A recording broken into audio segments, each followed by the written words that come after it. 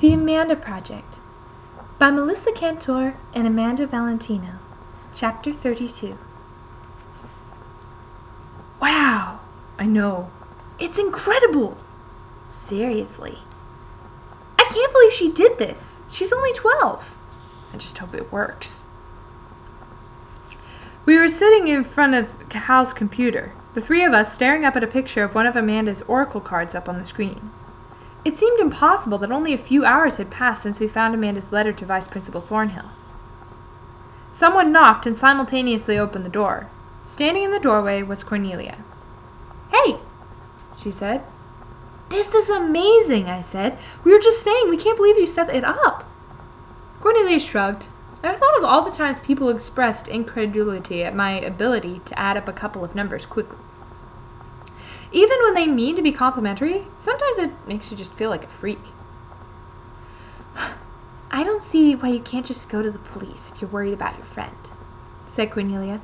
She came up behind us and took a cookie out of the open box of Oreos next to Hal.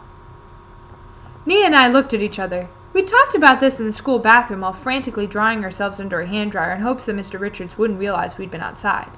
Nia had pointed out that once we revealed to the police that almost everything Amanda had told us was a lie, they were bound to dismiss her as a nut, and the three of us as a bunch of idiots who'd believed some crazy girl who claimed she was our friend. Plus, there was the money. What if she'd stolen it? What if she'd given the school a fake address? How many ways had she possibly broken the law? Maybe their dismissing her as a kook was the best-case scenario. Maybe they'd want to find her and arrest her. Hello?" Cornelia wiped some crumbs off her shirt. "I just asked a question." Hal looked from me to Nia, and when neither of us spoke, he said simply, "It's complicated."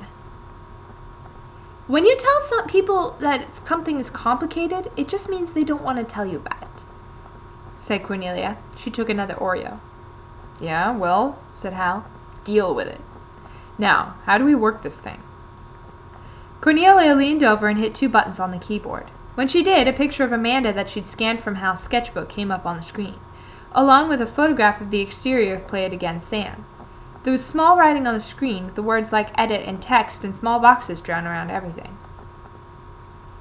"Look," she said, "this is how people will get in touch with you, and this is what you have to do to respond to them."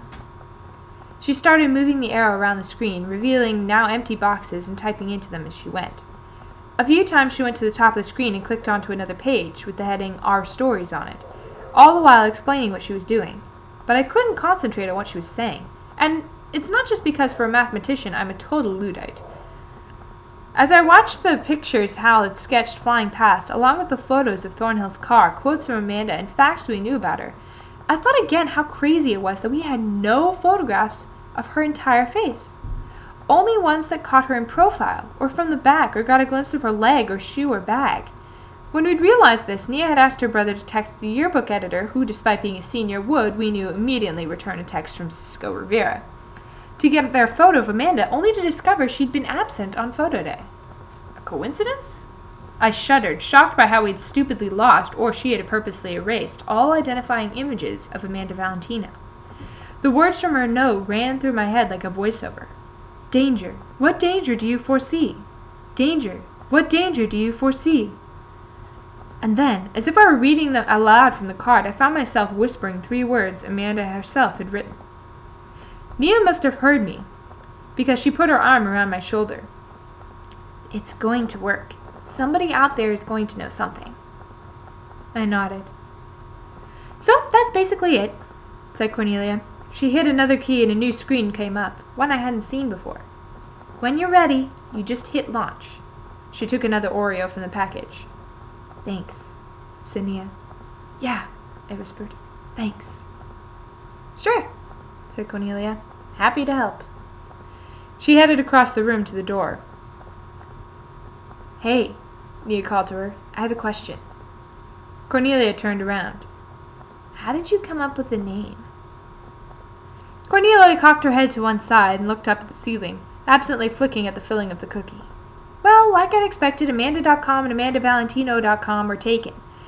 Then I remembered something about what you'd said about this being a major project, and so I just—" She shrugged and bit into the cookie. "Got it," said Nia. "Well, thanks again." "No problem," said Cornelia. When he heard the click of the door, Hal turned around on his chair to face us. "So," he said. I could read the strain of the past week on his tired face. "Speak now," Nia intoned, "or forever hold your peace." I felt the fear I'd been feeling all day sitting in my stomach like something I'd eaten. What if this didn't work? What if there was no one out there who knew anything about Amanda? As if he could read my mind, Hal said, "I can't decide which I'm more scared of. That nobody will know anything about her, or that tons of people will." "Well," said Nia, "we'll never know unless we ask." Her voice was casual, but when I looked down I saw that her hands were shaking. "So we're agreed?" said Hal. He looked at Nia. When she nodded, he turned to me. For a second our eyes seemed to bore into one another's. I thought of all the gifts Amanda had given me. Not just the money and the tattoo, but Hal and Nia, and a sense that there was more to life than being one of Hattie Bragg's satellites. Looking for Amanda had already changed my life for the better. Was I really going to stop searching for her now, just when I realized she needed us? If Amanda had taught me one thing, it was how to be a friend. And if there was one thing Amanda needed now, it was her friends. Without taking my eyes from Hal's, I nodded. We were agreed. Hal turned his chair back so he was facing the computer. Then he slid his hand over the mouse pad until the arrow on the screen sat on the launch icon. "Ready or not," said Hal. Then he clicked. Almost before he hit the button, the screen changed to a single line of text with the drawing of a small clock on which the minute hand was racing around. "Please wait a moment while www.theamandaproject.com launches." A second later, the home page of the Amanda Project filled the screen. A single line of text appeared over Cornelia's design. "Your site has successfully launched." The words only remained there briefly. Then they disappeared and we were looking at a photo of Amanda, mostly the side of her face and her arm, with a brick wall in the background. "What happened to Amanda?" the screen demanded. Then it seemed to plead. "Will you help us find her?" "No way to turn back now," said Hal. "Seriously," said Nia. But as we each put a hand on the back of Hal's chair and stood behind him, staring at the computer screen, I had the feeling that it wasn't just too late to turn back now.